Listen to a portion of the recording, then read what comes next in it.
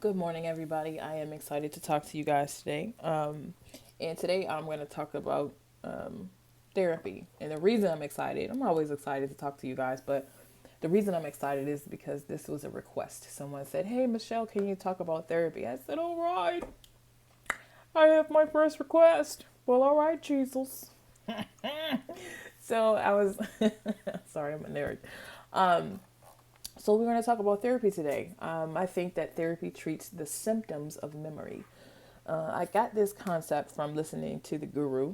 He said humans only experience memory and imagination. That's all. Nothing else.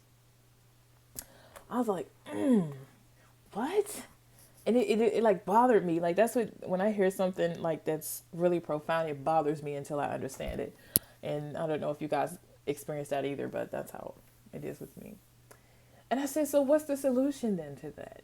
If we only experience memory and imagination, nothing else. And this is what I came up with. Wherever memory and imagination outweigh knowledge, you will find emotional discomfort if it is a negative experience. Yeah, so I understood it then.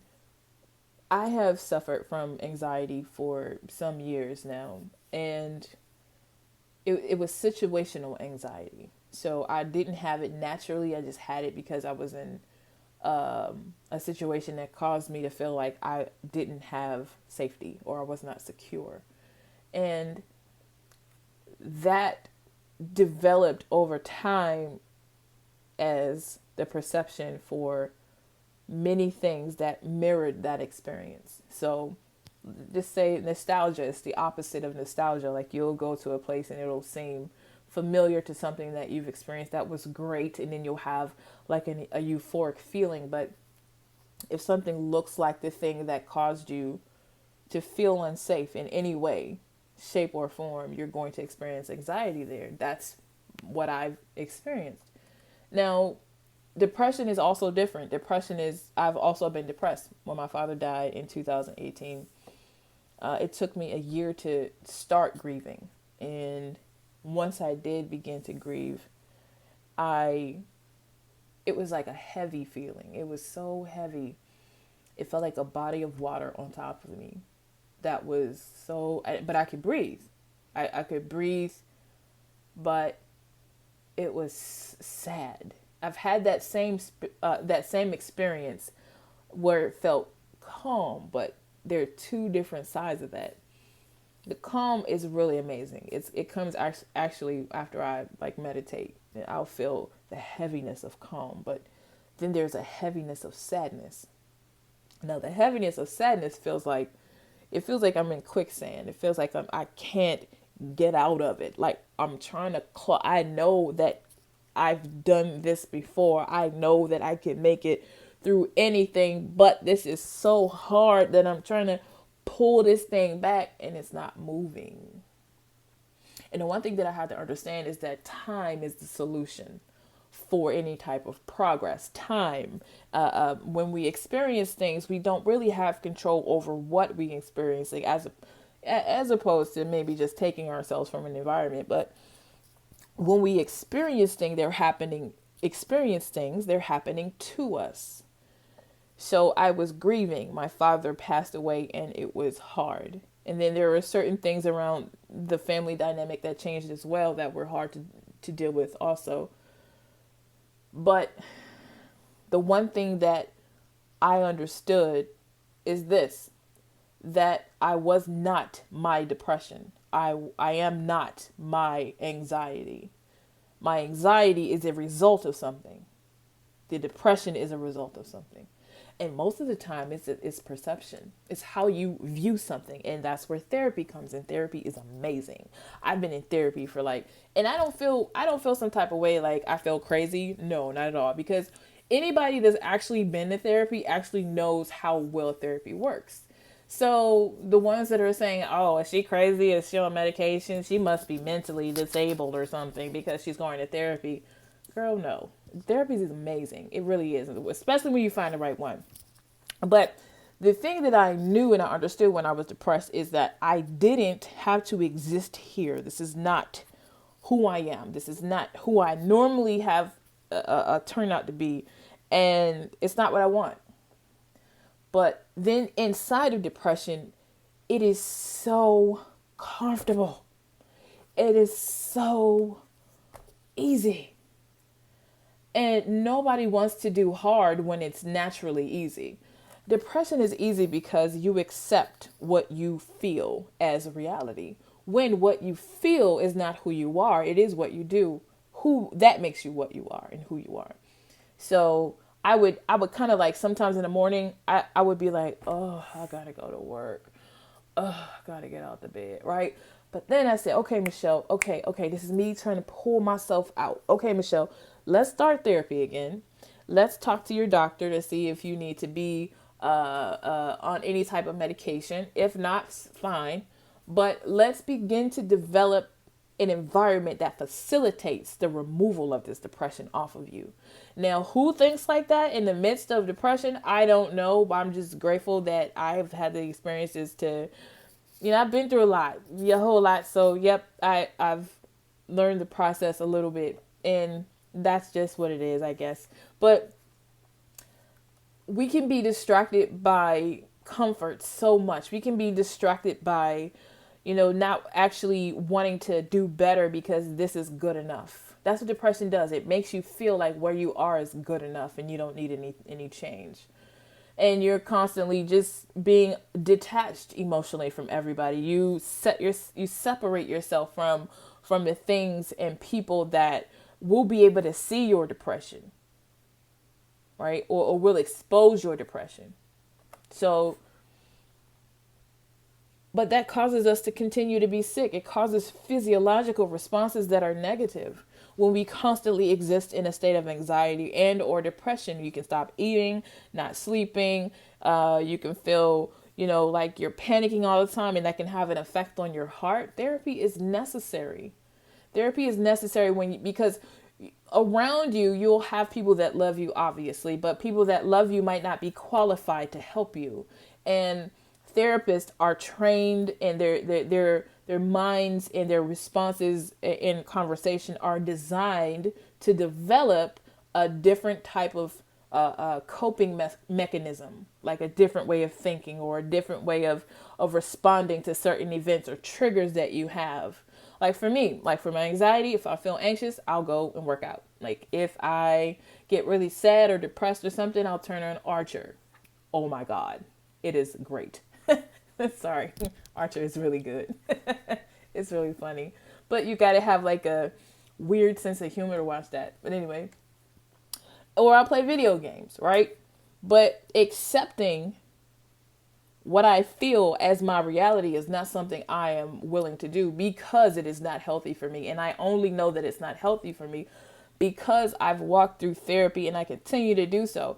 The thing that I'm learning now, though, which is just, I'm like in awe because I didn't know this before, is that anxiety also happens when you don't stand up for yourself, especially as women. I think the ADDA said that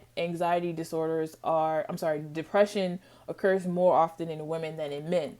So when we feel suppressed and repressed and oppressed, we don't have the natural response to sit there. That's not human. That's not our human response. Our human response is like, hey, nope, wait a minute. This doesn't feel okay. And that is exactly what you're supposed to do. Look at the physical body. When it's something wrong with it, it screams pain. It bleeds. Like, hey, what's going on? That's not cool. Let's have a conversation about that. I don't understand it. For me, understanding is key. I need to understand everything. But then my therapist was like, Michelle, if you need to understand everything, then you need to control what you see. I was just like, so? I was like, that's a need for control. I want people to understand me. I want to understand people, but that's not a necessity for you to live. And she said, she was like, Michelle, okay, what do you value? What are your values? What things are most important for you to focus on and for you to work on internally? Your perception, how you view it, how you respond. What are your coping mechanisms? What are your triggers? What is of value? Not everything is of value. And Being able to separate what my responsibilities are in regards to what happens to me is very important. Being able to also recognize what is healthy and what is not. Now that, I think that's a lifetime work. I don't think, if you really, really do the work, if you really, really stay in a state of consciousness and you are truly aware of how you feel when something happens, how you feel, what does this feel like, right? While I am experiencing it. And be honest about it. You can't develop any type of catharsis without honesty and looking at the details of an event and how you feel with honesty. It has to be honest. And maybe, people don't know what that is. That might be a relative term to a lot of people, but that's what you and your therapist will identify. And once you can identify those types of things, once you can identify how you feel, what the event looks like to you, how you're responding, and what is healthy, what is not healthy, what you're responsible for and what you're not responsible for, peace is inevitable. Because then you start to understand that, hey, there was nothing I could do about that. Hey, I did the best that I could. If there is an opportunity for me to learn, then I'm okay with learning, because if I learn, then I won't experience it again. I won't avoid that situation again by doing nothing. But if I learn from it, then I can avoid it. It's all in how you view something. It's how you understand it and define it. Like you can have you can watch a person in an abusive relationship stay in a relationship because they categorize it as love. You could have a person in a friendship that is constantly just it's not a reciprocated relationship, but because you want to give and give and give to make sure that that person thinks that it knows that you're worthy of love. That's a bad category. That's misplaced category. So the transition into awareness begins once we walk in truth. And then that's when we can identify the symptoms that our memories and our imagination produce. I think that is really, really powerful, because when we release the responsibility of categorically positioning our experiences and wait for the meaning when we don't know what they mean. So when we miscategorize things, we suffer. But when we try to categorize it on our own without giving ourselves enough time and help and energy and investment into our awareness, that is the most amazing thing that I have ever accomplished, is investing in the awareness of myself. So that way, if somebody comes to me and says something and it's not who I am, I can identify it. I can say, nope, that's not me. Just like the girl on Archer. Nope. Sorry, you got to watch it. It's funny. So that is such a powerful thing. And people are investing in everything else but themselves. People are investing in everything else but how they feel and understanding themselves. Because once you begin to understand yourself, you begin to love that person in you. You begin to love, Michelle, you did that, girl. Boo, you did that, honey, right? That's self-confidence. Like, Michelle, you messed up on that one, baby girl, but you're going to learn from it. You won't do it again. Just having patience and mercy and grace with yourself is one of the things that will provide you the platform for your purpose. Purpose cannot be accomplished if you don't know who you are. That's why so many people with ambition never accomplish anything, because they don't have a strong, honest foundation of who they are. They don't know. And then when folk tell you stuff about yourself, hey, like, no, this is what you said, but this is not what I saw. Anybody that has that constant conversation with someone doesn't know themselves. And we're all just trying to be worthy of love. That's all everyone is trying to do. We're only trying to be worthy of love, in our intentions towards everyone and anything, even hate, even anger, is an expression of love turned inside out. right? So we got to make sure that we don't have misplaced or wrongfully categorized events. We've got to identify what is healthy, what is not healthy, what we are, how we feel, what we think, and how that relates to how we perceive what's happening to us. And that's what therapy does. And a good therapist, y'all, let me tell you, a good therapist will say one thing to you and then it challenge you like for life. You just be like, she said that. That's fine. I don't agree with it right now. 5 years later, she said it. Okay, I agree with it. You know, it's a constant unveiling of yourself. And here's the thing. Like when I talk to people or people ask me for advice, they're like, Michelle, you know, like, what are you saying? Like, I don't understand how this is possible that you can just sit here and look at me and see what you see and give me the advice that you give me and not really understand the problem. I'm not talking to the problem because the problem isn't important. Perception is important. Knowing who you are is important because you cannot define something as a problem if you don't know what it means to you. Right? So, and I'm like really, really obsessed with that. I don't really care about a whole lot of other things. I care most about my self-awareness because to me, that gives me a greater access to God. If I can be honest with myself, if I can be upfront about who I am with God, then I'm not ashamed.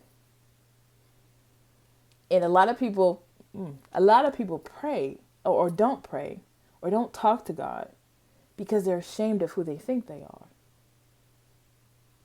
according to what they've experienced and how they've responded, without even knowing how to identify what's healthy or not healthy.